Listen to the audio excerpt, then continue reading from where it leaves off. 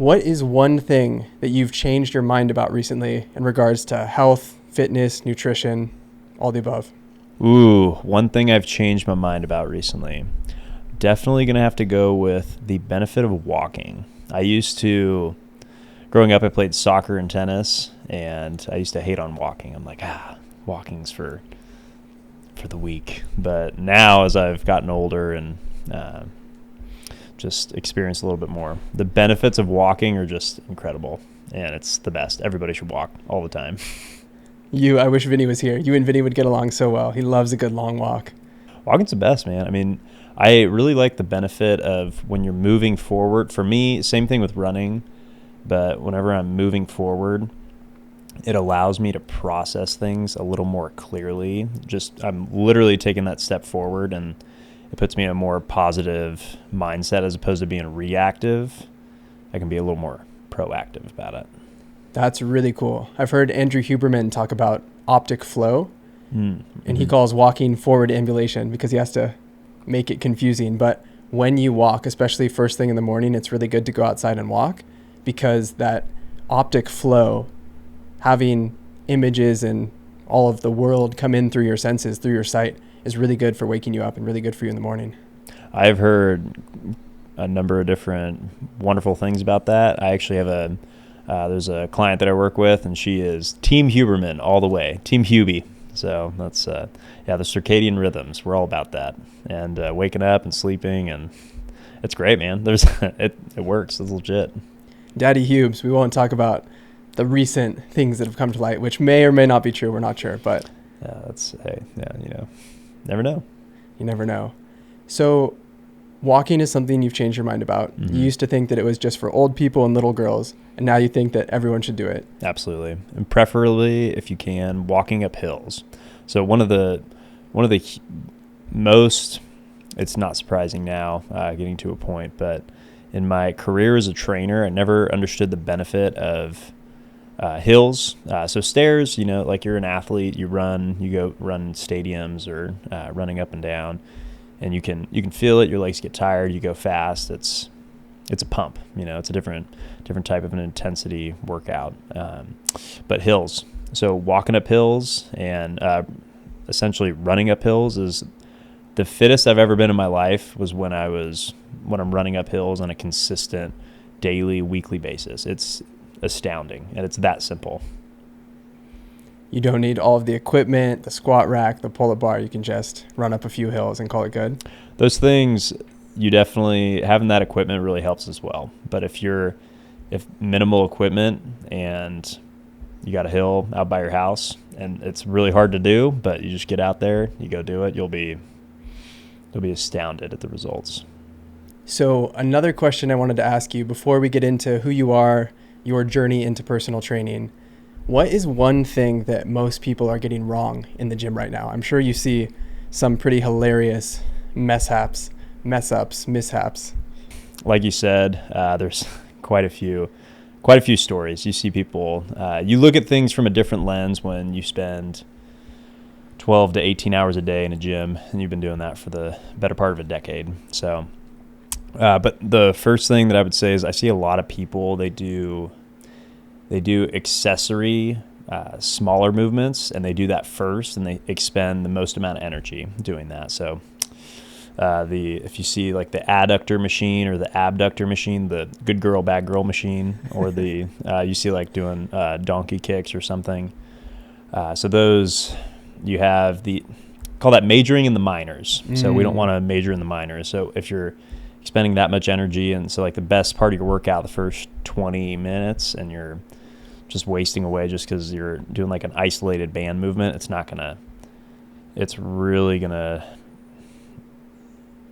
not going to get good results from that. Yeah, you're just going to kind of spend too much time, too much energy on something that's not going to move the needle that much. Yeah, which is, hey, I love fitness, love the gym, because there's so many euphemisms for life. You can take that and you can apply it any way you want.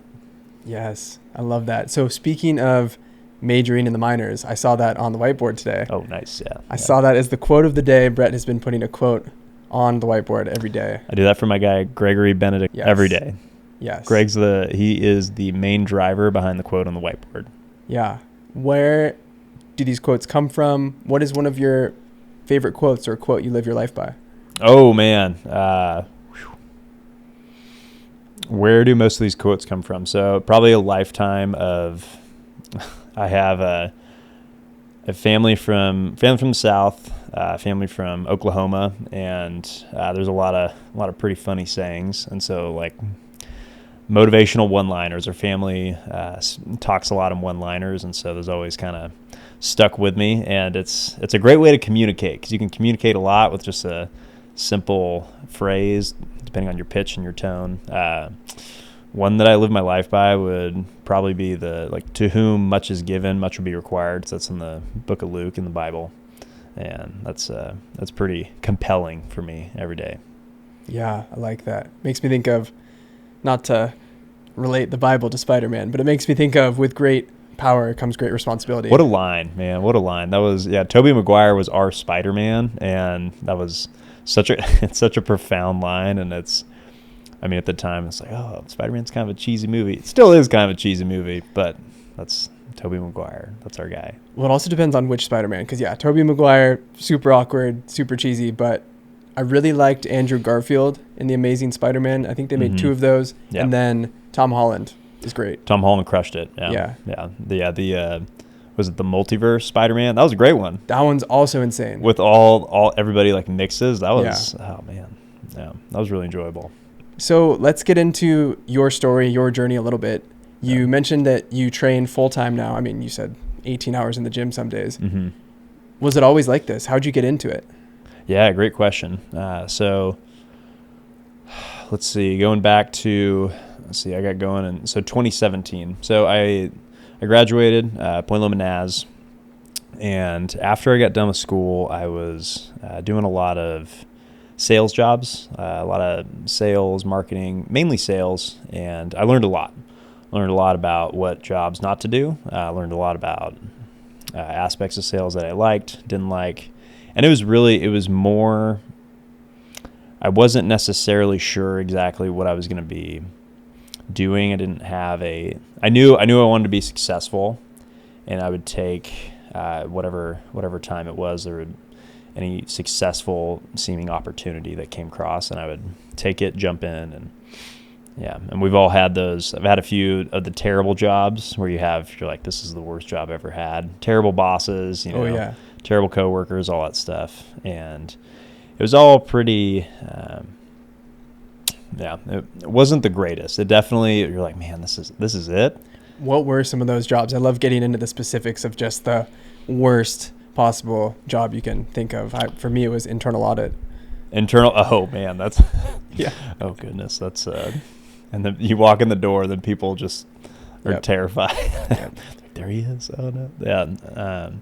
Well, I'd have to say one of the worst jobs I had for when I got out of college was I worked at Allstate, and I was an insurance sales guy. But it wasn't like, it was cold calling, which I'd never really done like cold inside sales before, and it was like ice cold. Yeah. I learned a ton about it, and I have a lot of respect. It's one of the hardest jobs in my opinion, because you're like, when you're constantly faced with no, and you get no all the time. And it's also like we were talking about walking earlier, is you're sitting there, you just got to take it.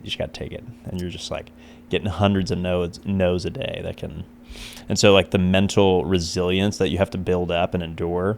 I think everybody should do a cold calling sales job for a little bit. I don't, depending on how long, but it was worst. Boss was terrible. Coworkers, it was just like an awful situation. Got fired. It was like, Anyway, first job I've ever been fired from, and it was that was back in, 2015. Yeah, so end of 2015, and I was just like, man, I got I graduated college, I got fired from this job. What am I going to do? Where am I at? What am I going to do? And because I never really failed, hardcore failed at something before. So, and I want to spend a little bit of time in this because I feel like it was a really formative experience, and really planted the seed for a number of different reasons. I remember getting, I think it was called Chi-Chi's. There's yeah. Anyway, I got a beer with a friend, Chi-Chi's downtown. It's a rough spot. I recommend going there, just checking it out. But I was like, man, I don't know what I'm going to do. And he's like, don't worry about it, man. Everybody gets fired from a job at least once. And and he also said a lot of other really positive stuff. But so your friends, so your people around you, who are they? Are they, like you're the sum of the 5 people you spend the most time around? That's 100% true. And having supportive friends too, not people who just like make fun of you all the time or put you down, but people who are trying to lift you up and build you up. His name's Matt. Shout out to Matt. It's my guy. It's my boy. And he was really encouraged. He's like, you're gonna be great. You're gonna crush it at something. And I was like, oh, thanks, man. You believe in me. Jumping forward from that was cold calling sales, brutal insurance sales. And it wasn't the worst job, but I worked at Panera. So I was a manager at Panera for a number of years. There was a certain situation. I was really thankful to have the position that I did, but it was one of those things. So I wasn't getting paid very much money, and I didn't really have the appropriate concept at the time of making money and living life. I was like, I'll get paid what I'm worth and I'll figure it out as I go. And that's definitely not. I was pretty naive about finances, money, all that stuff as I was a young man. So if you're listening to this, the more you can educate yourself on that, the sooner the better. And money makes a really good slave, but a really poor master. So anyway, working at Panera so there's a lady who came in. Her name was Irma Grafman, and I'll never forget that name because it was like the worst like restaurant experience of my life. So Panera, fast casual. I ran a pretty solid restaurant, and it was one of those. I was an assistant manager. I wasn't even a full-time manager, but there was an order came in. The systems were older. We didn't check it. There's a really big order came in. Lady comes in. She has 2 girls. Her name's Irma. She comes in. She goes, hey, I'm here to pick up my order. It was a pretty big order.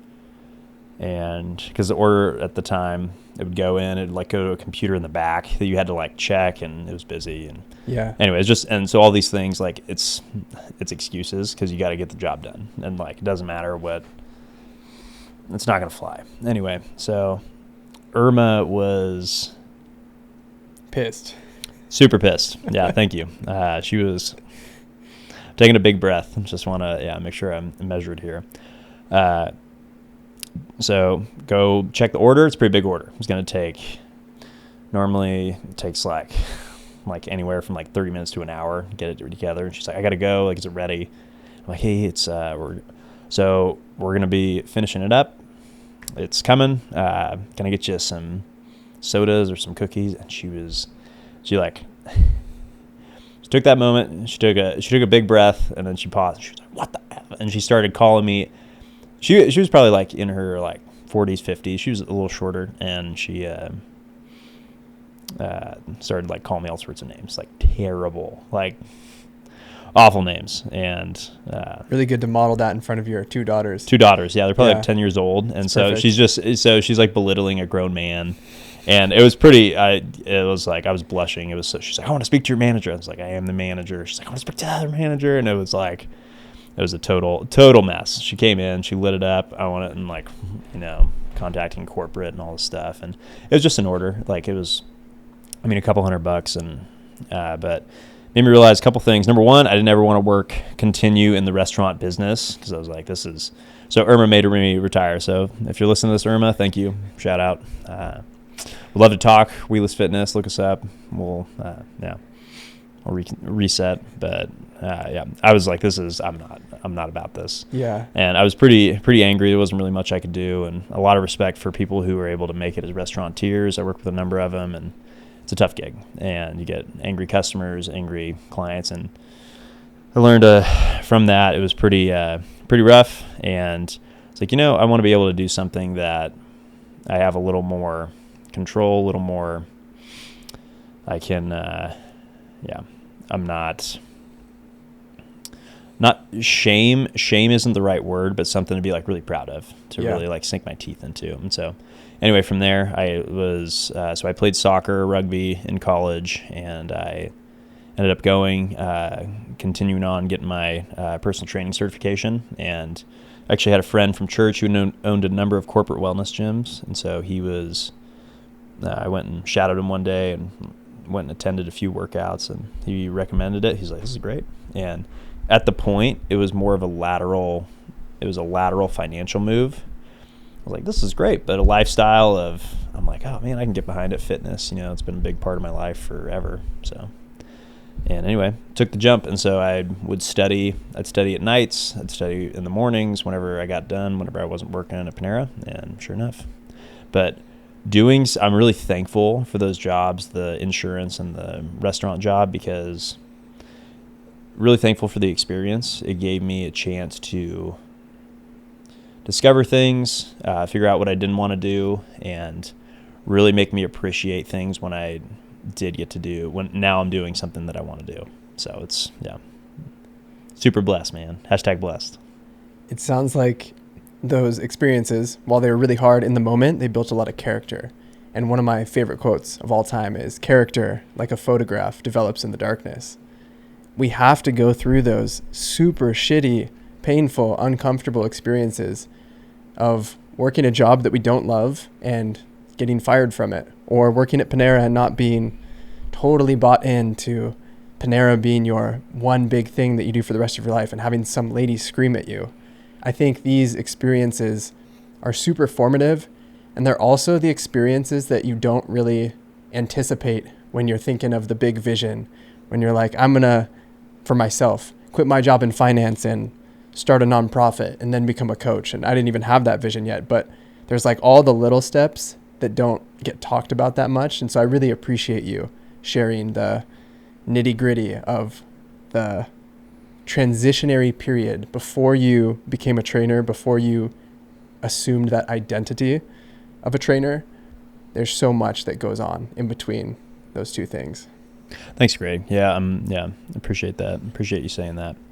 One of the big, the reason I wanted to bring that up was because you and I, you follow people who are successful, who paved the path with success before. And I feel like a lot of folks, it's easy to look at Jeff Bezos now and you're like, man, he had some hard days, but they weren't like, it wasn't like, oh man, I'm going to quit, or I'm going to do, or he's always, he ended up on top. So it must be like pretty easy to look back. But I feel like a lot of folks, they don't dive into like those super, it's hard to like exist in those super hard moments.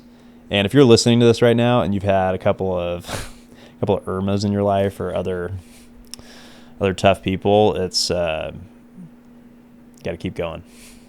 Kobe Bryant's like the only way out of it is through it, and it's a huge blessing. But the transparency to say, hey, you know what? It was hard, and I went through this, and it sucked. It was the worst, and but I'm thankful for it, and be thankful for the trials. They're a gift. So, yeah, it really is the hard things that build character.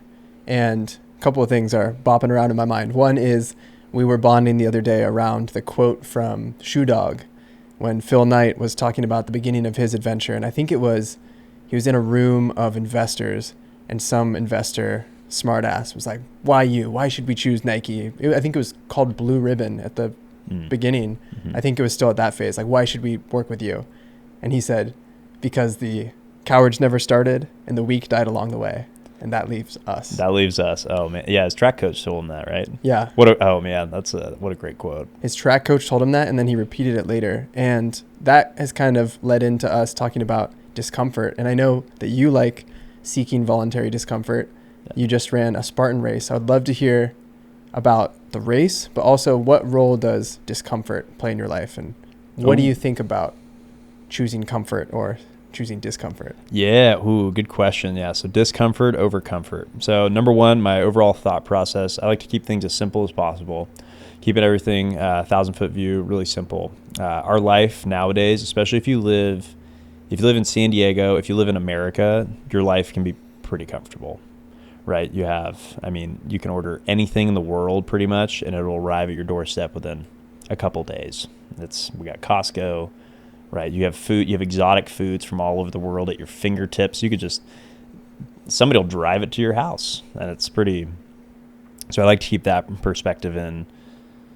Being comfortable is the comfort zone is where dreams go to die. So definitely, yeah, not just appreciating comfort, but not embracing it to the point where you're like, yes, I've made it. Or yeah, anyway, that's my approach with comfort, is almost detest it to the point where you have to, I like try to be Spartan-like as far as, sometimes I used to, when I was really, barely had a pot to piss in. I was a big tuna can guy. So tuna fish in a can, and I would have crackers. So I'd eat a pickle or 2 pickles and then 2 cans of tuna and water. And so that meal itself was like, probably cost me like $2.50, and it was like a super high protein packed meal. And yeah, there's mercury in canned fish. That's for another time, but it was great at the time. You know what? I'm like, it fills me up. It gets me my protein macros. It was great. What are the macros on that? Because I know you know. It's about 44 grams, okay. Depending. Yeah, chicken of the sea. I'm a big chicken of the sea guy with the tuna and water. So 44 grams of protein. You're looking at, it's probably like 300 calories depending on the crackers you eat. But anyway, that's beside the point. So Spartan race. Yeah, going back to Spartan race. Spartan race, discomfort versus comfort. The Spartan race was really great. I was actually discussing this the other day, accomplishing something. So you go out, it's challenging to find something that is difficult to do, difficult to go out and accomplish. So for like you're ultra marathon, right? I've done one. Yeah. So you're like, how great did you feel after? Physically, the worst I've ever felt. Spiritually, emotionally, mentally, amazing. Yeah. And so it's that sense of accomplishment, that self-esteem. When you go out and you do something, it's hard, and people tell you it's hard, and your body feels it. It's hard, but you go out and you get it done. Nobody can take that from you. That self-esteem that comes from it is just, it's unmatchable. And that's where, like, achieving things for yourself, that's another reason why I'm so passionate about fitness too. But anyway, the Spartan race was great, really tested. You go up like 5,000 feet. I think it was 13 miles, a little over. And you're doing a lot of obstacles, hanging, jumping, carrying things, pulling things, all sorts of stuff. Really cool. I was in Big Bear, and it was a big grind. It was a great grind, and it was hard. And you learn to pace yourself. And now I feel fantastic. I'm like, oh man, I can do 13 miles and no problem. And anyway, so that's one of the biggest benefits for me and from talking to other people, is that when you go and do something super hard, you come back to your life and your normal problems, and all of the problems that used to be big problems are now tiny. And you ask yourself, okay, what else can I do? If I could do this thing that maybe I thought was impossible, I'm sure you felt like you could do it. But you come back to your life and you're like, what else? What else can I do? And then there also is something to be said about when you do 13 miles or a marathon, or you're just in really good running shape. I always find it humorous of like, oh, I could just run there. Like, I'm not going to go run 13 miles, but like, car breaks down and I'm in downtown San Diego, I'll just run home. Yeah. Oh man. Yeah. It's yeah. Amen. Yeah. So I saw something recently that was really a really good articulation of ultra running. Mm-hmm. And it was a guy saying, so many people tell me all the time that running ultra marathons is bad for me. It's bad for my joints. It's bad for my heart. It's bad for my long-term health. And he says, sure, like probably. But as you mentioned, there aren't many things that we go out and do on a daily basis, a weekly basis, that we aren't sure if we can do it. And he said the reason why I run ultra marathons is because every time I do one, I'm not sure if I'm going to finish. Everything else in my life, like I know how it's going to go, plus or minus 3%. With an ultra marathon, I don't know if I'm going to make it to the finish line. I don't know if I'm going to bonk in the middle of it and just have to quit. And there's something really beautiful about pushing yourself far out of the comfort zone first, but then so far past your comfort zone that you're in this new zone. I've heard ultra marathon runners talk about the pain cave, like getting in the pain cave where you're just prehistoric. You're like a caveman and you're just beating your chest to keep going. There's something beautiful and primitive about that. I love that. Did you find the pain cave on the Spartan race, or was it not that big of a deal? Yeah, I definitely found the pain cave. There's a point you made about ultra marathoning, and I don't know if I'm going to finish. And I think that's the point that you have to get to, and that you have to, because your mind's going to tell you, we should stop, or there's signals saying we should stop, and you keep going. That sums it all up right there. You go to the pain cave and you come out, and then you're having the self-talk. I was in the pain cave and I'm like, you can do this, Brett. And I was rapping the Lose Yourself Eminem. What a jam, what a banger. And it was, and you find out what you're made of. Can't hurt steel. So yeah, you never know how a horse will pull until you hook him to a heavy load. Bear Bryant. Oh my God, keep me coming with these one-liners. I love this. So were you rapping Eminem out loud? Out loud. Yeah, there was nobody else next to me on the trail. Not that I was so far in front, but it was a big course. So. Yeah. Headphones, no headphones? No headphones. I wanted to be in nature, yeah. You just have it memorized. Yeah. Mom spaghetti, yeah. That's so funny. So two things. One is that I'm realizing that I need to get back out there and do some hard things again, because even as someone who has done it, there's this fear and resistance that comes from, what if I do the next one and the next one is the one where I fail? And every single time I've done any sort of hard physical challenge or race, the first 10 minutes, the little voice in my head is always saying, this is the one where you're going to quit. You're not going to make it. And that's what I wanted to ask you about. I have a really harsh inner critic. It sounds like you were out there cheering yourself on. So what was your inner dialogue like during the race? I think a lot of that, and this is something we can discuss a little bit later. Inner dialogue. So you have the first part. There was a point where I was like, man, I must be, because there's just so much. It's just straight uphill. The race is pretty much designed to break you at a number of different points, and it's just like a 13-mile Spartan race, but it feels so much. When you're in it, you're like, oh man, it's taking forever. Well, because there's so many obstacles, right? There's like 30 different obstacles to do while you're running the 13 miles. Correct. Okay. Yeah, and the course too was tough because it's like straight up a mountain. Perfect. Anyway, but I remember looking and being like, oh, I must be like 5. I must be like close to halfway, and I was like 1.3 miles in. Like, dang, oh man. And it's like, well, I guess I'm just going to keep going. And the hard part that they make it on purpose is because you go up and you come close to the, like, where you can just walk off at any point. And I'm sure tons of people do. That's where the quitters go, Brett. That's where the quitters go. And then you go up and then you go down again. And so you're like close to, so you go by where I could just like be done. Yeah. And so anyway, that's good. Yeah.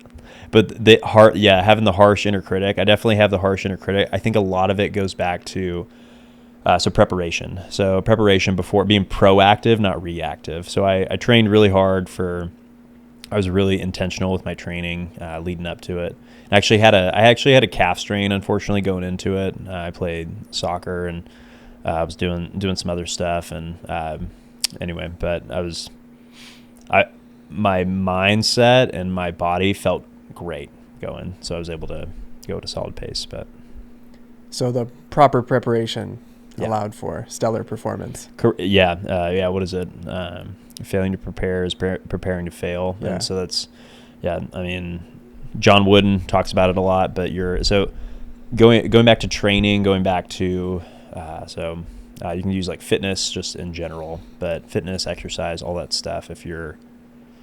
I like to use it as more of, we want to be proactive, we don't want to be reactive, right? So you look at, if I'm working with a client over 60, this isn't, we don't want to work out after you get hurt. We want to work out so you don't get hurt. So like the best medicine is preventative. And so having that in mind, so if you're like, I'm going to go do Mount Kilimanjaro and you're just going to jump out and go do it, it's not really like prepare or train for it. It's probably not the wisest thing. Yeah. And I think you have limited years and lives that you can do that. I've definitely expended many of my 9 lives doing untrained physical challenges. And that's where I told myself I'm not going to do any more without training properly.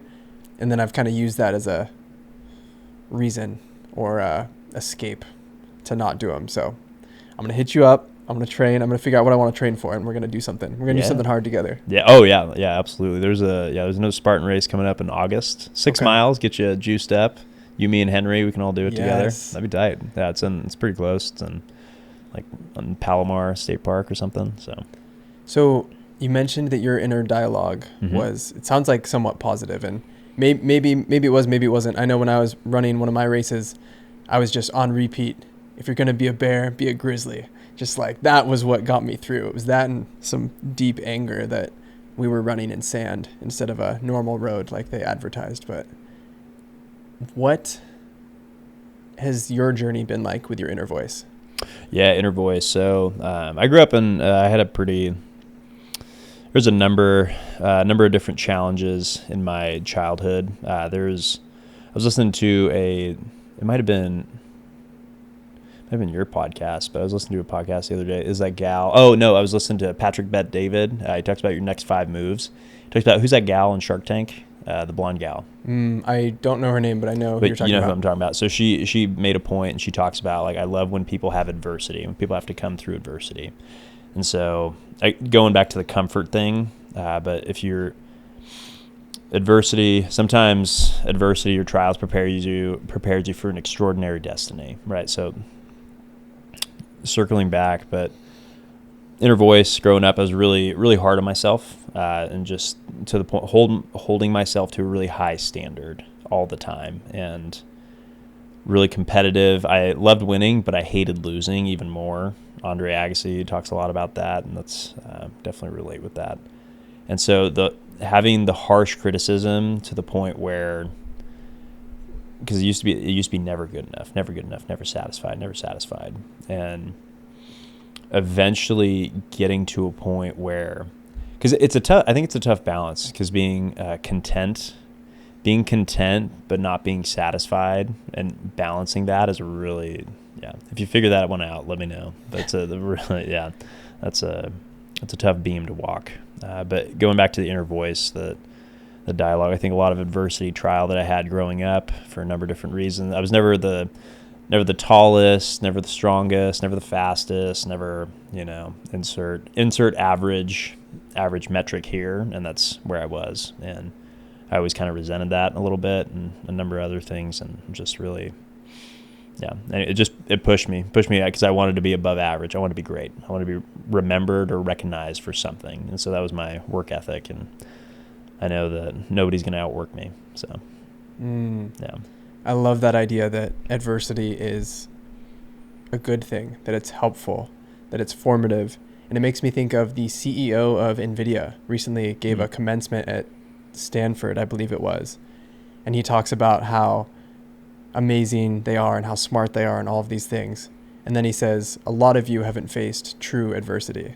And I hope that when you graduate, I hope you suffer. And it was such a powerful speech, talking about how adversity makes you so much better and makes you who you're meant to be instead of the default. I love that.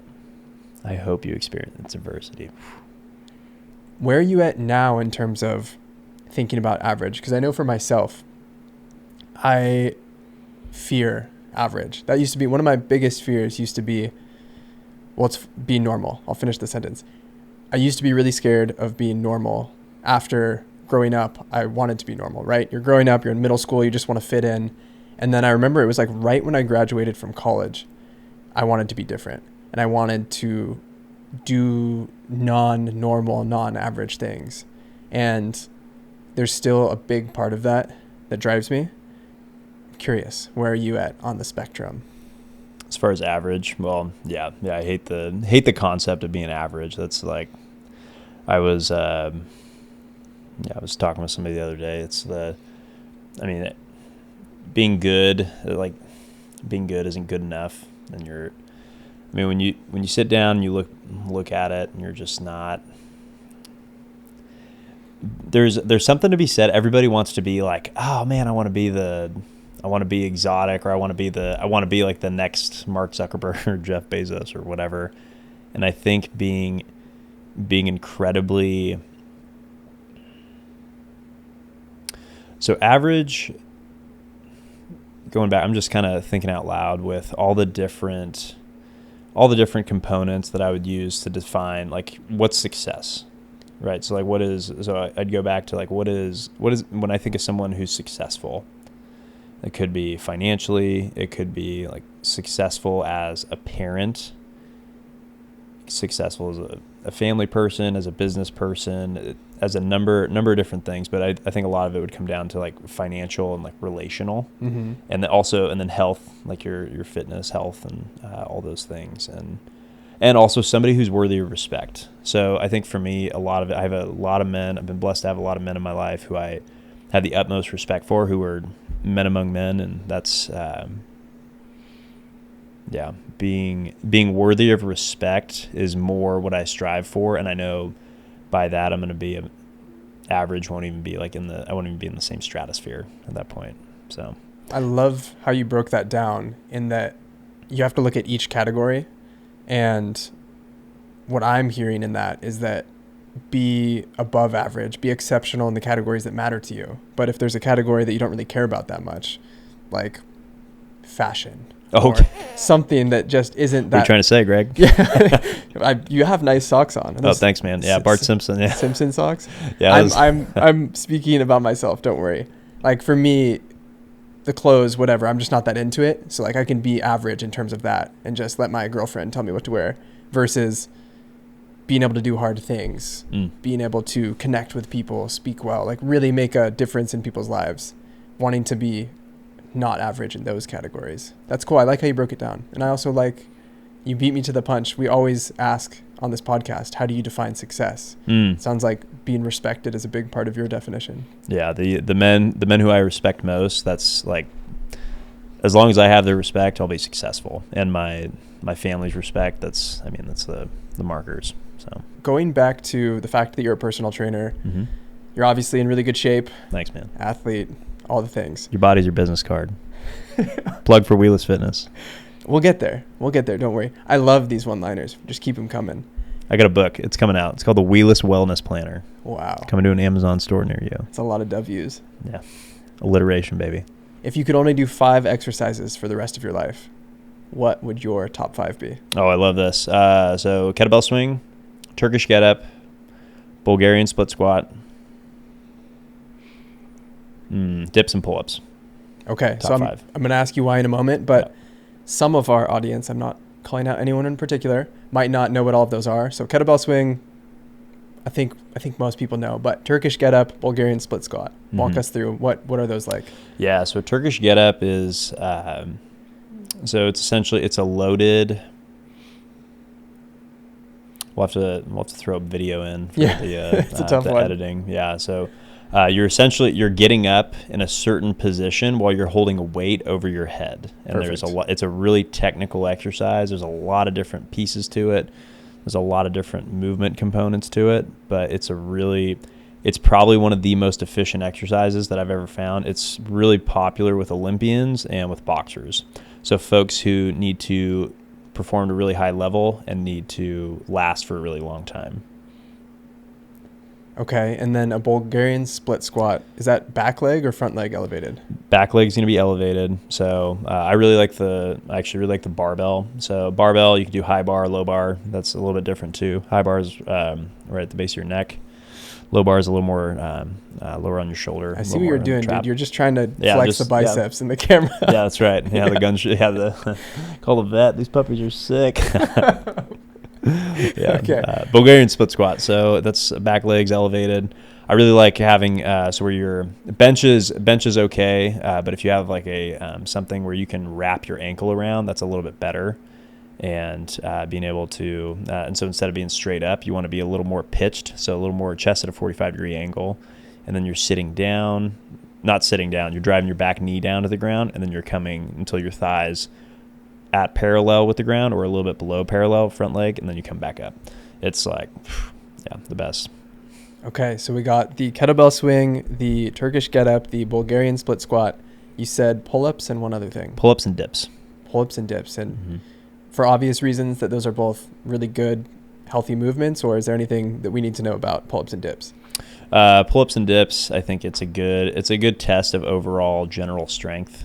So if you can do a pull-up, you're relatively strong. If you can do 10 pull-ups, you're, again, quite strong, or your legs are really thin.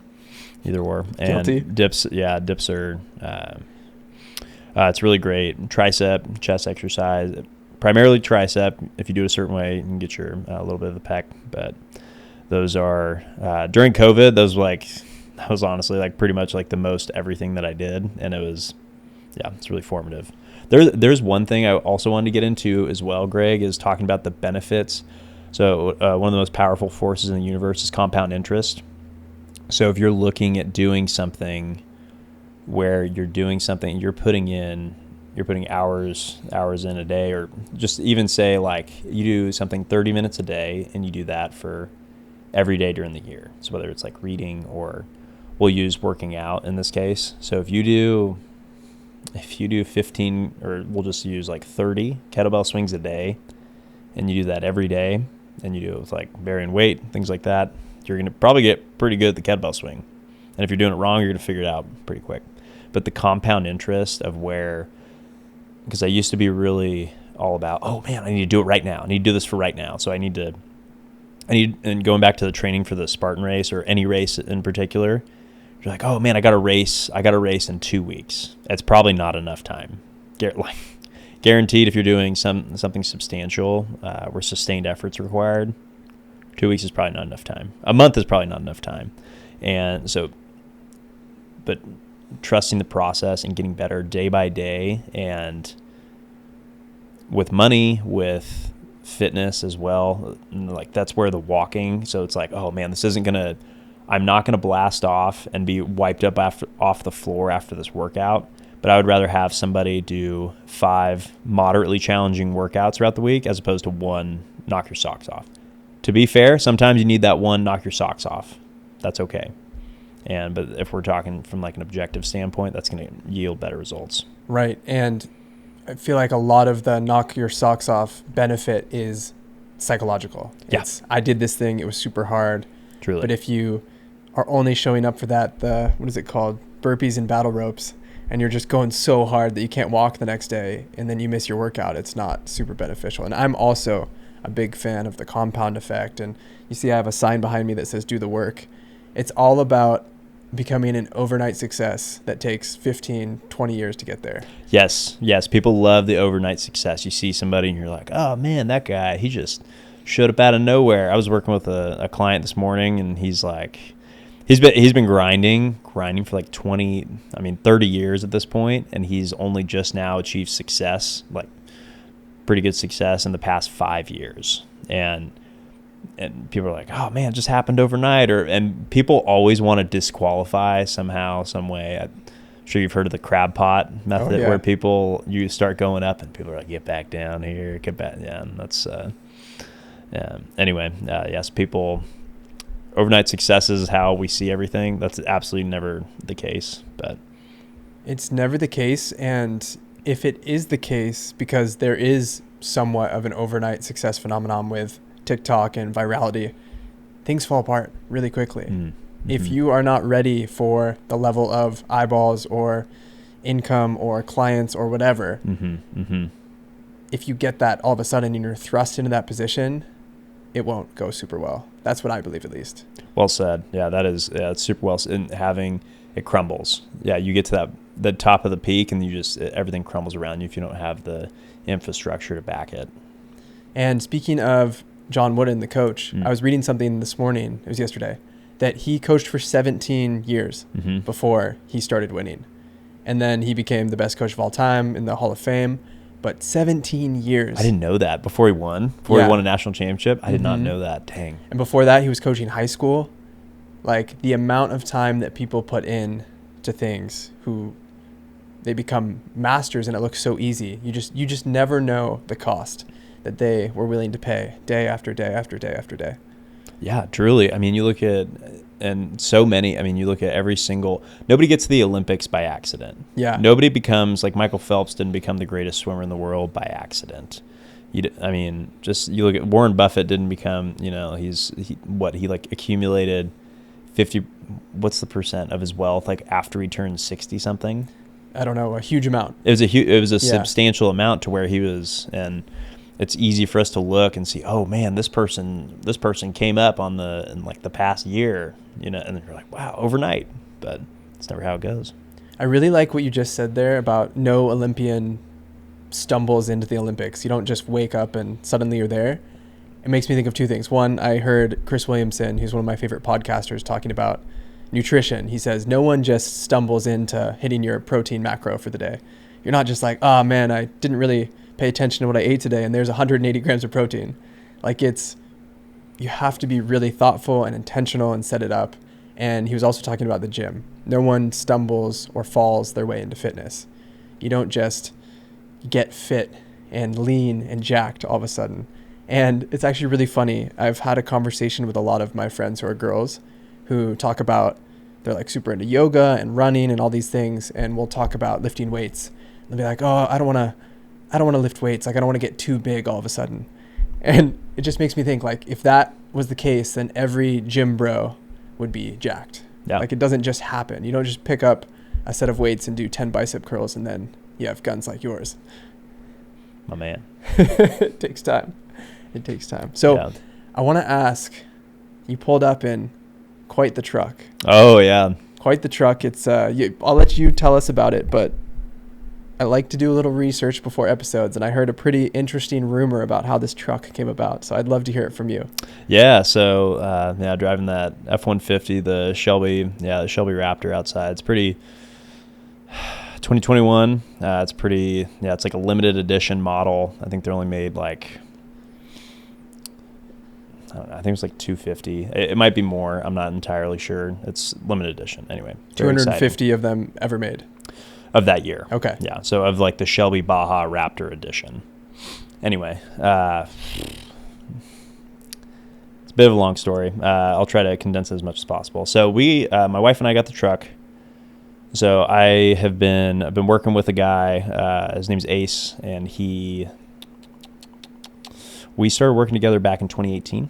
So September 2018, and this is all about the part two, like showing up. So it was the day after Labor Day. So it was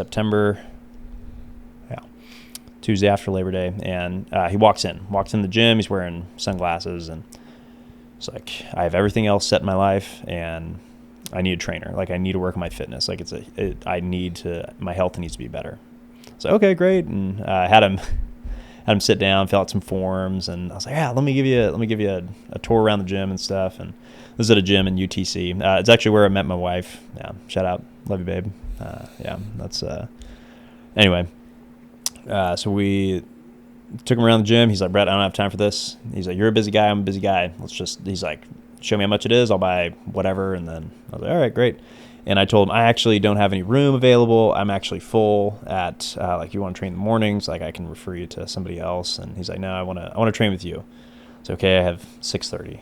He's all right, let's do it. I want to do 5 a.m. I was like, all right, great. So anyway, fast forward, turns out, and this is all like kind of wrapped up too in the adversity, but you look at all, like there's so many things. I mean, 2020. So fast forwarding. So I worked with Ace for a number of years leading up to COVID, and so COVID hit, and it was a really weird, scary time for a lot of folks. It was a really great time for a lot of folks, toilet paper manufacturers and mask manufacturers and all that stuff. And for fitness in general, it was a real tough time. Yes. Unless you were Peloton, or you were any sort of like online trainer or something that really is right time, right place, was really beneficial. But so we were in-person training, and the gym we were working at closed, shut down because COVID, the whole world shut down. And thankfully Ace gave me my, so I was married. We'd been married for 6 months at this point. And I mean, at that point, virtually your income's just gone because you're clients were scared. Nobody wanted to work out. And he gave me my shot. So he gave me my shot as far as working in the fitness field and being able to, I was able to pay rent while I was able to build up my clientele. Ended up leaving that gym, and thankfully Ace he was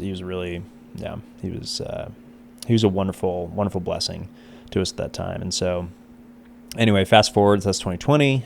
So go 2022. So I've been, again, so we're like 4 years into this, and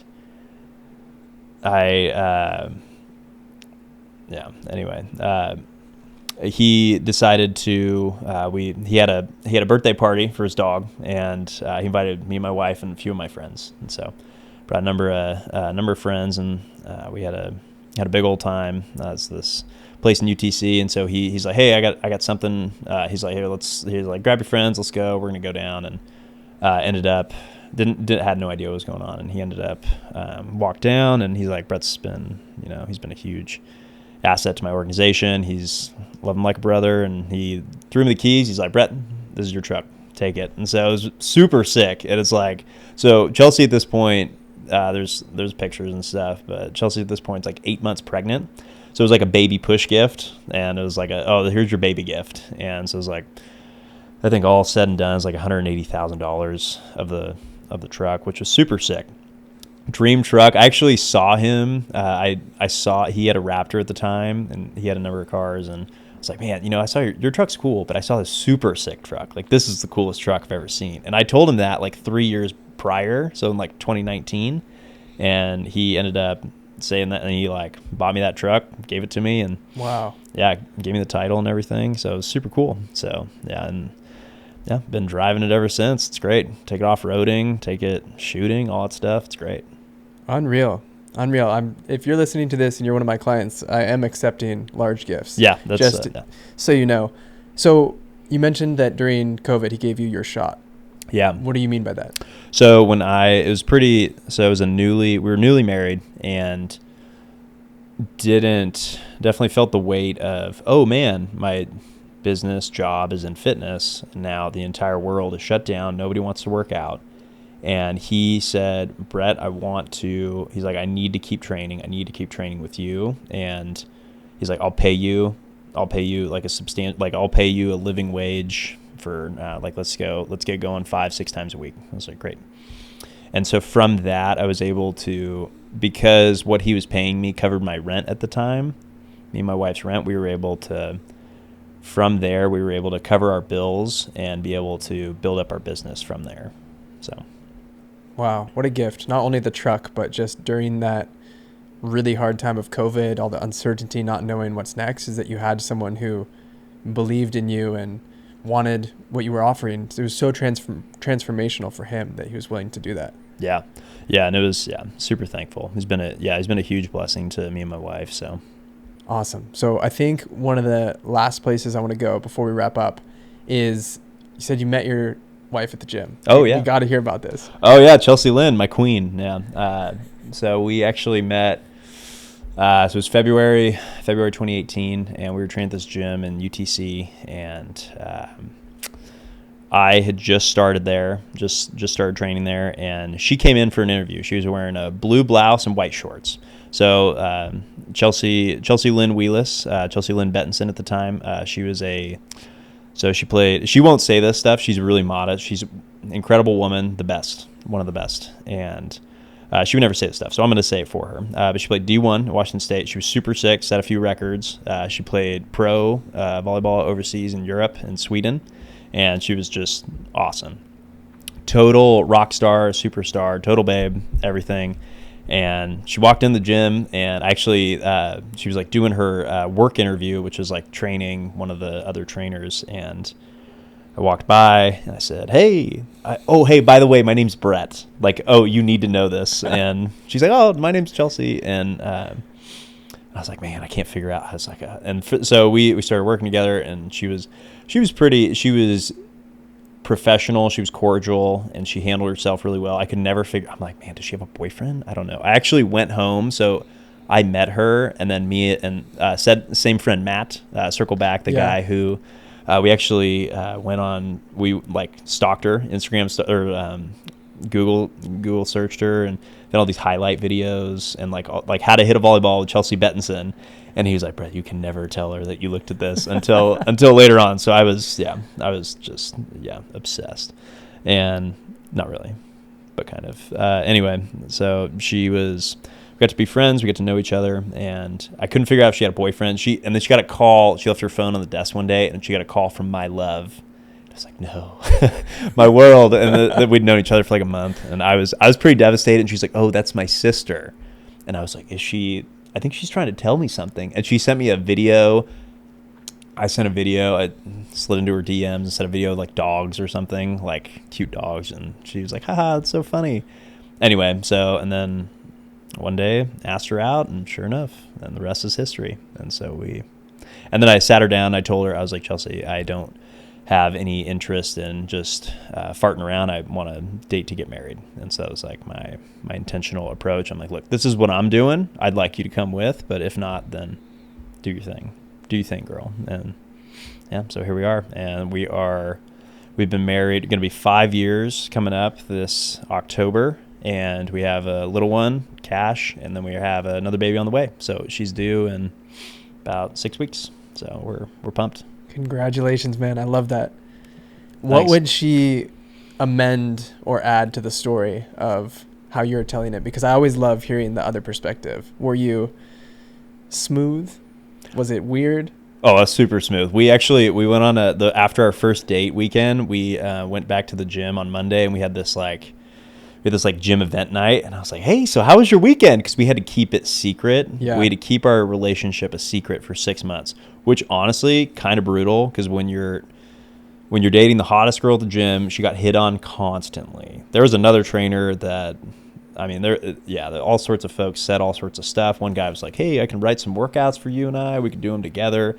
And just because she did not want to be disrespected in her position, which I totally respected, as far as she's like, I don't want to she just want to be like the girl who dated her coworker. Right. And until she knew we were serious. And then sure enough, things that I left out, she'd probably talk about, I was able to get her to talk about all sorts of things as far as just like conversational. So tell me a little bit about yourself. And she was disarmed by my charm. I said, I'm quite charming. So thanks, silky smoothness, just sliding in with those one-liners. No one stands a chance.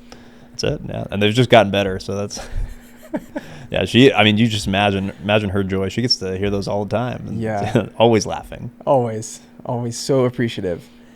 So you guys work together. You own Wheelesss Fitness together. What is it like? I love asking this question. What is it like working with your significant other? There's times that are hard, because you can't, I'm her husband first, and that's first and foremost. And we're coworkers. That's like 75 on the list. And so there will be times where I want to talk about things. I'm like, all right, let's have an intentional conversation. She's like, I can't. Our son is doing these things. He needs my attention. I'm super pregnant and tired. And so there are tough parts, but it's really wonderful because her understanding the business and being able to we can go a lot. She's really wise. She's really patient, and she offers all the things that we complete one another, but she's able to tighten up the gaps, so to speak, and we're able to accomplish a lot more together because we see things at the same. We're just looking at different angles. So we're looking down the same looking glass, just different angles. So I think it's really inspiring when you're working with your significant other, when you're both doing the thing you love, and then also there's all of the challenges that come with it. But where can people go to learn more about you, about her, about how to get in touch, how to work with you guys? Where should they go? Yeah, so our website, wheelessfitness.com. So Wheeless, not Wheeler, not Wheeless. Your name in my phone was Brett Wheeler. Yeah, I don't know where that came from. That's so funny. That drives me nuts. That's okay. I'll never tell anyone. So Wheeless, Wheeless. So yeah. You can find us wheelessfitness.com. Actually, funny story about that. I had a client, this was a couple months ago. She goes, Brett, I checked out your social media a while ago. I go, oh yeah, what'd you think? She said, I thought it was terrible. And I said, yeah, I couldn't agree more, because I've never really put time in content. You know, it's anyway. And I was like, oh yeah. And she's like, honestly, she's like, I will help you out. I'll do some stuff for you, because it's pathetic. So she used the words terrible and pathetic. And this was probably like 2-3 months ago. Was this Irma? Did she come back? It was not Irma. Her name's actually Rhonda. So Rhonda, if you're listening to this, shout out. Thanks. I tell her this all the time.